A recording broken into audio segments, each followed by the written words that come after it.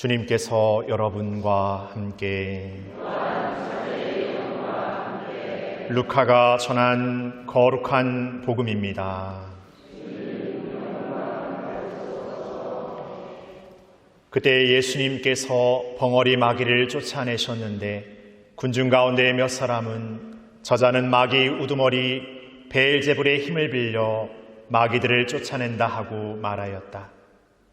다른 사람들은 예수님을 시험하느라고 하늘에서 내려오는 표징을 그분께 요구하기도 하였다. 예수님께서는 그들의 생각을 아시고 이렇게 말씀하셨다. 어느 나라든지 서로 갈라서면 망하고 집들도 무너진다.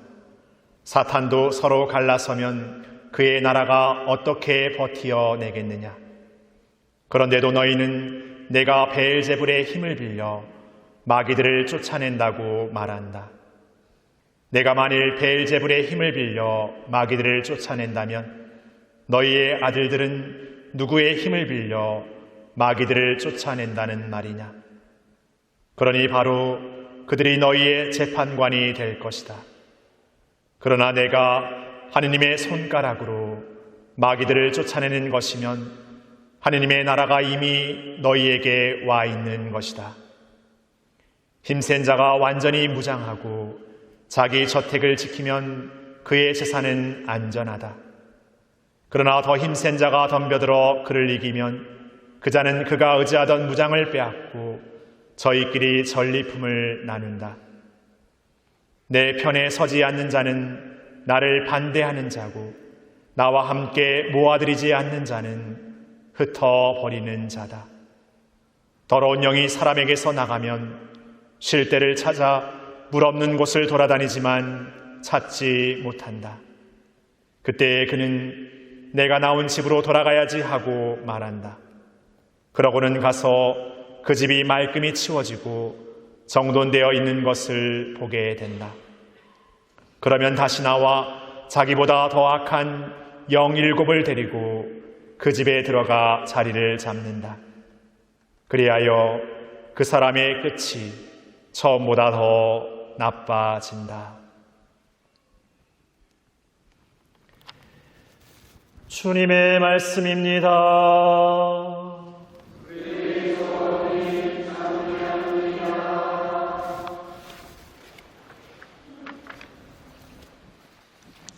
참 예수님,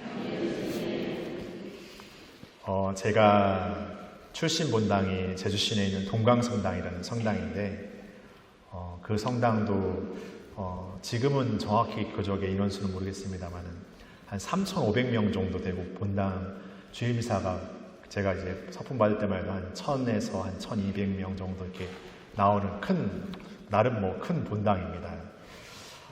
그런데 그러고 나서 이제 사제가 되고 큰 본당에서 이렇게 보좌 신부하다가 지금은 저 안덕면에 있는 화순성당에 가서 이제 3년 반을 이제 다 돼가고 있는데 이제는 조금만 큰 본당 와도 이제 울렁증이 생기네요. 그래서 소위 촌사람 다 됐구나 생각을 하게 됩니다. 특별히 이 한림성당은 이 울림이 너무 좋아가지고 이게 적응이 사실 좀 잘 안 됩니다. 그래서 제가 말하는 게 이렇게 잘 들리십니까?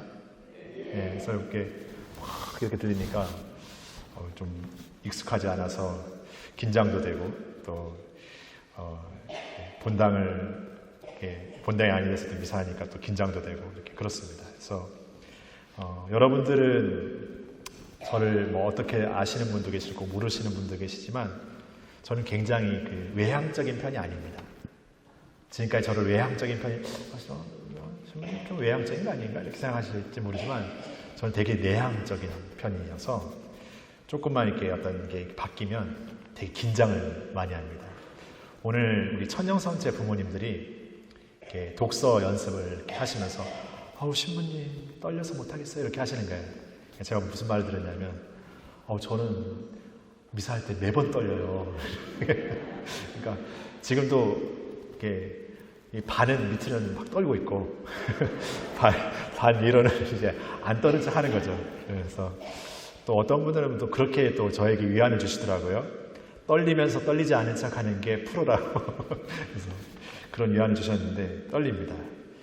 그래서 오늘 이렇게 평일 미사지만 되게 특별한 미사 같은 생각이 들어요. 그리고 오늘 이렇게 주임 신부님이 저에게 한 달 전쯤인가 이렇게 견지은교리 언제 날짜 뭐 일정 없을 때 한번 해달라고 이렇게 해서 이렇게 무심결에 그냥 딱 선택했는데 이번 주 금요일인 걸 이제 얼마 전에 알고 이렇게 막 견지은교리 막 준비하면서 막 이렇게 어떻게 말할까, 어떻게 말해, 무슨 말을 해야 될까, 막 이런 생각이 막 이렇게 차올랐습니다. 근데 막상 여기 이렇게 성당 오면서 그런 생각들이 참 이렇게 어떤 면에서 참 이렇게 비워지게 되는 것 같다는 생각이 들었어요.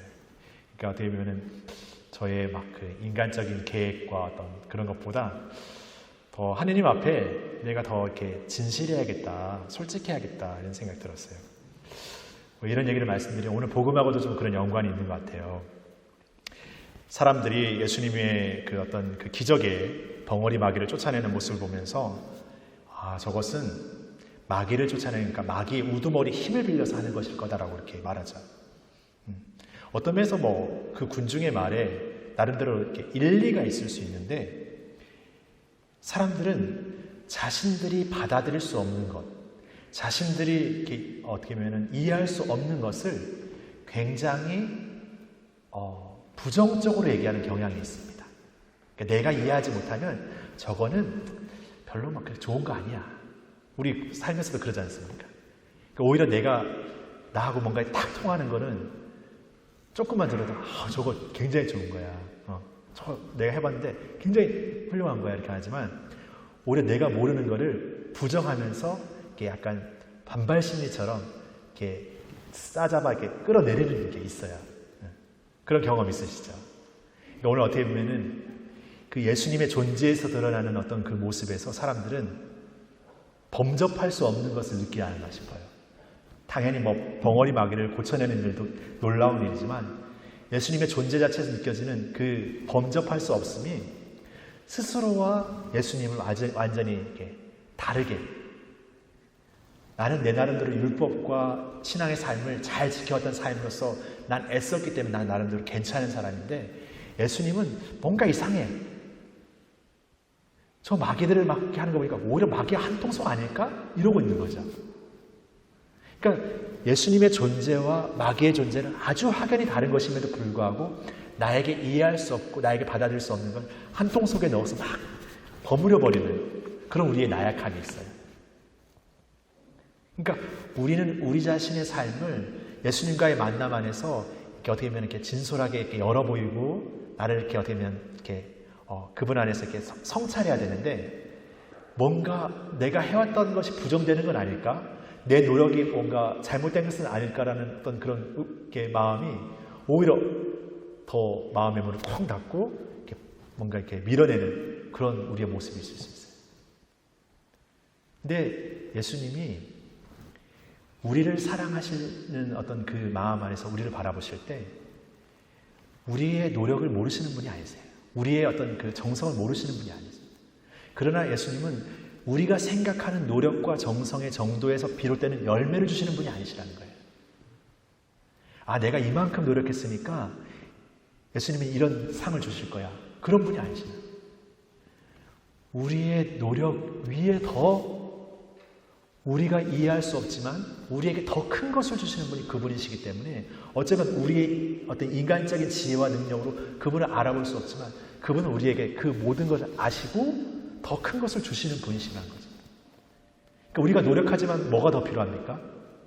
내가 노력한 것만큼의 것만 달라고 할 것이 아니라 내 노력한 것만큼은 이만큼에 대한 어떤 노력이지만 내가 다 헤아릴 수 없는 그 믿음 안에서 그분께서 거저 주시는 거 그냥 주시는 게 있어요. 왜? 우리가 노력해서 아니라는 거죠. 우리라는 존재를 만드실 때부터 우리를 너무나 사랑하시기 때문에 주시는 거예요. 여러분들 자녀를 생각해 보십시오. 학교에서 100점 맞아와서 오늘 나 치킨 시켜줄게 할 수 있죠. 근데 100점 안 맞으면 치킨 못 시켜줍니까? 시켜줄 수 있잖아요. 그 마음은 어떤 마음이에요? 빵점 맞아와도 줄 수 있잖아요. 에휴 미운 놈 떡 하나 더 먹어라 하면서 이렇게 주는 그런 마음일 수도 있겠지만 그냥 그 자체를 사랑해요. 그 존재를 사랑하기 때문에 내 자녀이기 때문에 주시는 거죠. 그런 마음에 예수님의 마음이 우리에게 있는 거예요. 그러니까 내 노력의 마음을 드리지만 하느님은 그것보다 더 좋은 거 주시는 분이야. 그러니까 우리가 기도하지 않습니까? 예수님, 하느님, 우리에게 이걸 이루어 주십시오. 저에게 이걸 좀 해결해 주십시오. 하지만 그게 안 이루어지면 예수님 없구나. 아니, 예수님은 나 기도 안 들어주면 아니죠. 내가 노력하는 것보다 훨씬 더 그분은 우리에게 더 좋은 걸 주시는 거예요. 내가 바라는 것만 이루어지는 것이 내 삶에 완전한 행복이고 기쁨이 될 수 없다는 걸 그분께서 아시는 거죠. 더 좋은 걸 주시기 위해서 그것을 어떤 면에서 안 주셔요. 그것을 어떻게 보면 이렇게 허락하지 않으세요. 그러나 우리가 그분께 대한 신뢰를 갖고 있다면 그분이 우리에게 좋은 걸 주시는, 내가 아는 것보다 더 좋은 걸 주시는 분이 바로 그분이시라는 우리가 안다면 우리가 기도를 드릴 때 내 기도를 바치지만 거기에 하나 더 필요하죠. 예수님, 저는 이것을 원합니다. 그러나 예수님께서 보셔서 저에게 더 큰 좋은 뜻이 있다면 그걸 주십시오. 저는 다 알지 못하지만 그걸 주십시오. 라고 기도해야 됩니다. 그러면 내 기도가 생각하는 열매가 드러나지 않지만 내 기도를 통해서 하나님께서 주시는 열매를 알아볼 수 있는 거예요. 이전에는 그게 너무나 당연했던 건데 너무 얼마나 감사한 거구나. 그거 정말 내가 미처 깨닫지 못한 기쁨이었구나. 참 삶이라는 게 대단한 것, 특별한 게 아니라 내가 미처 깨닫지 못했던 감사함과 기쁨을 느끼는 순간부터 그 자금이 느껴지면 그 이상의 것은 다 느껴지는 거잖아요. 그 이전에는 특별하고 대단한 것만 생각하다 보니까 아무것도 느껴지지 않았는데 내 일상의 것이 느껴지기 시작하니까 모든 것이 느껴지기 시작하는 거죠. 어떻게 보면 감사함의 신비고 사랑의 신비죠. 예수님 그런 분이시죠. 우리는 이것만 생각하지만 우리에게 만큼을 생각하지 못합니다. 그러니까 우리가 신앙을 살아가면서 어떻게 해야 되겠습니까? 우리 안에만 갇혀 있으면 늘 우리는 우리 것만 생각하니까 우리보다 우리 것에 더 크게 생각하시는 그분을 매일 만나요. 매 순간 만나요. 그것이 기도고 우리의 미사고 우리의 신앙인 거지. 그렇다고 해서 아무 일도 하지 않으면서 기도만 하고 그러라는 얘기가 아닙니다. 내가 늘 순간의 현존을 사는 이 순간에도 그분과 함께 있다라는 것. 그게 가장 크게 드러나는 자리가 이 미사의 자리잖아요. 성체 안에 당신 자신을 온전히 두시면서 우리에게 오셔서 우리가 완전히 하나 되시잖아요. 그리고 우리는 이 미사를 통해서 이 미사만 드리는 것이 아니라 파견되어져 나가서 성체를 모신 저 감실과 같은 움직이는 지성소가 돼가지고 나아가서 삶에서 예수님과의 함께하는 삶을 매 새롭게 사는 거죠. 그렇지만 우리가 약하고 우리의 인간적인 생각이 많기 때문에 또 잊어버리게 돼요. 그러니까 다시 또 만나는 거죠. 그러니까 매일의 미사 안에서 우리를 찾아오시는 예수님을 만난다는 것, 주일 미사만 봉헌하면 되지 왜 꼭 평일 미사를 봉헌해야 되는 그런 횟수의 논리가 아니라는 겁니다. 내가 그분을 만나는 것, 그분과 늘 함께하고 있다는 것을 잊지 않기 위해서구나. 기억하기 위해서, 늘 함께하기 위해서. 그리고 기도는 내가 구성으로 바치는 기도도 기도지만 일상 안에서 그분과 함께 있음의 삶을 살고 있다는 그분의 현존을 느끼는 삶이 기도구나. 그런 삶을 사는 거예요. 그래서 내 삶에서 내가 바라는 것만 이루어지지 않는다 하더라도 절대 실망하나 포기하지 않고 그분이 함께 하실 때 그분께서는 더 큰 것을 우리 안에 이루시는 분이시구나 하는 걸 깊이 깨닫게 되는 거죠. 그러면 삶이 어떻겠습니까? 여유가 생기고 감사가 넘치고 뭔가 다른 사람들에 대한 어떤 후덕함이 생기고 그러면 그런 마음이 펼쳐지다 보면 어떻게 보면 또 돌아오죠. 내가 나를 위해 쓰는 어떤 뭐보다 내가 누군가한테 베풀었을 때 돌아오는 감사가 더 크게 어떤 우리를 울림을 주잖아요. 그런 경험들 있잖아요. 그것만 생각해봐도 내 기도가 바로 하나님께 드리는 기도이면서 그분께서 주시는 그 사랑을 내가 다른 사람들에게 기꺼이 전해줄 수 있는 그런 함께함의 마음을 사는 것. 그것이 우리의 신앙이구나. 그것을 깨닫게 되는 것 같습니다. 그래서 오늘 베엘제불의 힘을 빌려 마귀들을 쫓아낸다고 이렇게 손가락질하는 군중의 그 나약함은 우리 안에 있지만 그 모든 것을 넘어 우리를 아시는 그분께서는 바로 우리 안에 가득히 오신다는 것.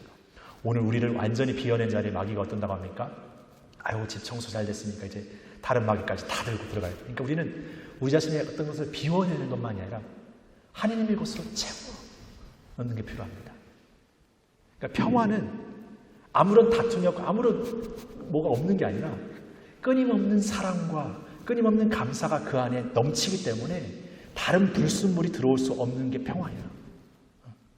무관심해지고 이제 난 저 사람 싫으니까 아예 만나지 않으면 다투지도 않을 거고 싸우지도 않을 거니까 그거 평화 아닙니다. 평화는 그걸 넘어서서 용서할 수 있고 감사할 수 있고 사랑할 수 있는 게 진정한 평화죠.